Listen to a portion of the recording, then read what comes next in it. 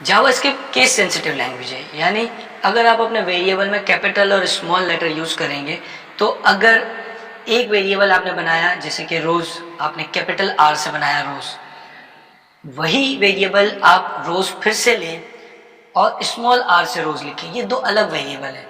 तो कैपिटल और स्मॉल दोनों डिफरेंट वेरिएबल को रिप्रेजेंट करेंगे। तो अगर आपने वेरिएबल स्मॉल आर से रोज लिखा है और उसको प्रिंट करवाते वक्त आप कैपिटल आर रखेंगे या आगे कहीं भी यूज करते हो कैपिटल आर रखेंगे तो एरर आ जाएगा, क्योंकि लैंग्वेज को वो वेरिएबल मिलेगा नहीं।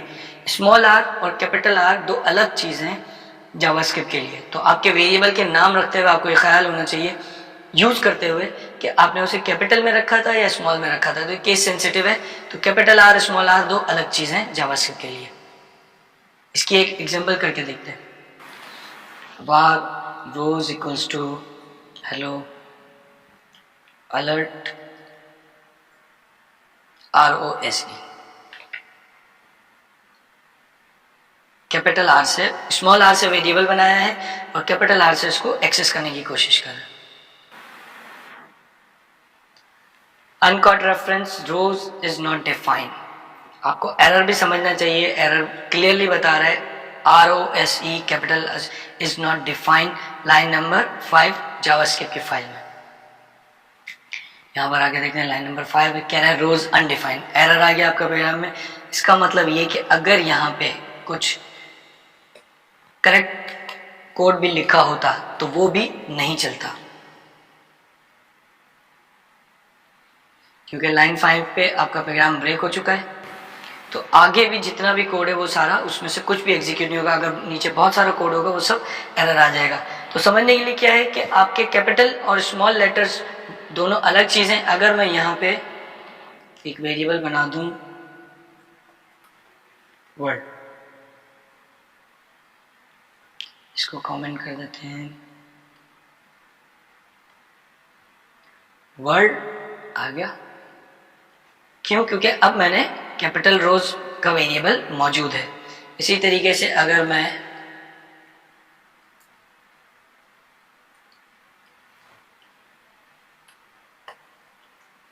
कंप्लीट कैपिटल में लिख रहा हूं तो भी ये डिफरेंट वेरिएबल है।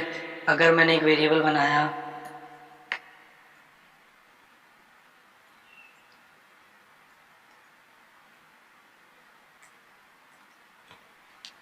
ये भी एक अलग वेरिएबल, इसमें आर और ई स्मॉल है और एस कैपिटल है।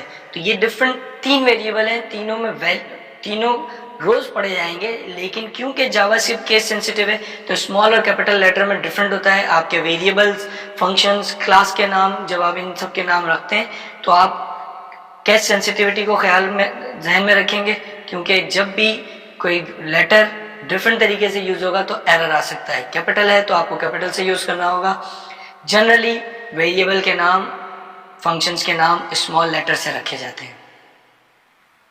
कैमल केस, जैसा कि अभी मैंने जिक्र किया कि जनरली आप वेरिएबल के नाम स्मॉल लेटर से लिखते हैं। अगर आपके वेरिएबल का नाम मल्टीपल वर्ड्स पर हो, फॉर एग्जांपल फर्स्ट नेम दो वर्ड है, फर्स्ट और नेम, ये दो वर्ड है। अब आपको एक वेरिएबल बनाना है, जैसे मेरा फर्स्ट नेम है जिशान और मेरा लास्ट नेम है हनीफ। अब अगर आप मुझसे पूछें what is your first name, तो आपको वेरिएबल बनाना है var first name equals to Zeeshan. तो अब फर्स्ट नेम में दो वर्ड्स आ रहे हैं, इन दोनों में हम स्पेस रख नहीं सकते। अगर आप दोनों को मिलाकर यूज करना चाहते हैं तो आप करेंगे ये कि आप जो फर्स्ट नेम का जो फर्स्ट का एफ है वो स्मॉल रखेंगे और नेम का एन कैपिटल करेंगे। इसे केमल केस नोटेशन कहते हैं। केमल केस नोटेशन, अब आपके अगर 3 या 4 वर्ड्स हैं एक ही वेरिएबल के नाम में, तो वेरिएबल का नाम जिससे शुरू हो रहा है जिस वर्ड से, वो स्मॉल में होगा। सब्सिक्वेंट जितने भी वर्ड्स होंगे उनका पहला लेटर कैपिटल होगा। इसको केमल केस कहते हैं। इसके अपोजिट पास्कल नोटेशन है। पास्कल में पहला लेटर भी कैपिटल से शुरू होता है। तो फर्स्ट नेम है तो फर्स्ट का एफ भी कैपिटल और एन भी कैपिटल। लेकिन जावास्क्रिप्ट में जो रिकमेंडेड नोटेशंस हैं केमल केस नोटेशन होती है, चाहे फंक्शन का नाम हो चाहे वेरिएबल का नाम हो। क्लास के नामों में आप पास्कल नोटेशन यूज करते हैं। अरिथमेटिक ऑपरेटर्स, मैथ की जब आप एक्सप्रेशंस पे काम करते हैं, आप कोई भी कोड लिखते हैं, प्रोग्रामिंग जब आप कर रहे होते हैं तो उसमें आप वेरिएबल्स बनाते हैं, उन वेरिएबल्स पे कोई ना कोई ऑपरेशन परफॉर्म करते हैं। उनमें कोई कैलकुलेशन हो रही होती है, कोई कंडीशंस लग रही होती हैं, कोई ना कोई ऑपरेशन परफॉर्म हो रहा होता है। इसी तरीके से उन पे अर्थमेटिक ऑपरेशंस भी परफॉर्म हो रहे होते हैं। अर्थमेटिक के लिए जो कि आपके नॉर्मल ऑपरेटर्स हैं, plus minus multiply divide modulus exponent, ये वो ऑपरेटर्स हैं जो कि आपके पास जावास्क्रिप्ट में अवेलेबल हैं, जिससे आप अर्थमेटिक ऑपरेशंस मल्टीप्लिकेशन डिविजन्स वगैरह ऑपरेट कर सकते हैं। तो जैसा कि आप यहाँ पे देख सकते हैं कि दो वेरिएबल्स को अगर आपने सम करना है तो प्लस का ऑपरेटर यूज़ करेंगे, ऑपरेटर कहते हैं उसे प्रोग्रामिंग में। अगर आपने सब्ट्रैक्ट करना है तो माइनस, डिवीजन, मॉड्यूलस, एक्सपोनेंट, ये सारे ऑपरेटर्स आप यूज़ कर सकते हैं किसी भी दो वेरिएबल्स या न्यूमेरिकल वैल्यूज़ में अर्थमेटिक ऑपरेशन परफॉर्म करने के लिए। इसकी एक एग्जांपल देखते हैं। यहाँ पर मैंने var a equals to 6, var b equals to 7, ये दो वेरिएबल्स बनाए।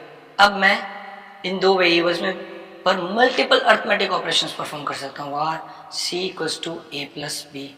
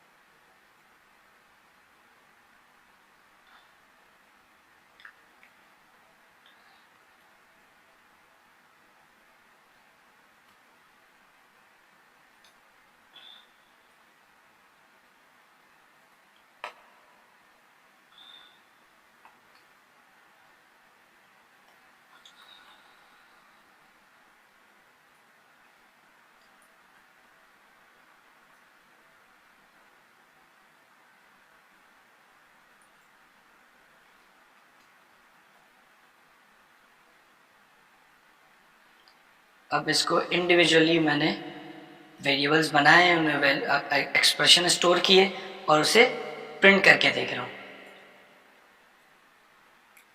यहाँ आप देख सकते हैं कि प्लस का साइन है, ये एक अर्थमेटिक ऑपरेशन है, ये सारे एक अर्थमेटिक ऑपरेशन हैं। इसको एग्जीक्यूट करके देखते हैं। 12, 4, 32, 2, 0, 4, 0, 9, 6, क्योंकि ये एक्सपोनेंट है। अगर मैं वैल्यूज छोटी कर दूंगा तो आउटपुट आपको ज़्यादा समझ में आएगा। 4 की पावर 2, 16। ठीक है, तो इस तरीके से आप मल्टीपल अर्थमेटिक ऑपरेशंस अप्लाई कर सकते हैं। आप चाहें तो यहाँ पर +5, 4, -2, इस तरीके से जो भी अर्थमेटिक की कैलकुलेशंस हो सकती हैं वो आप इसमें अप्लाई कर सकते हैं।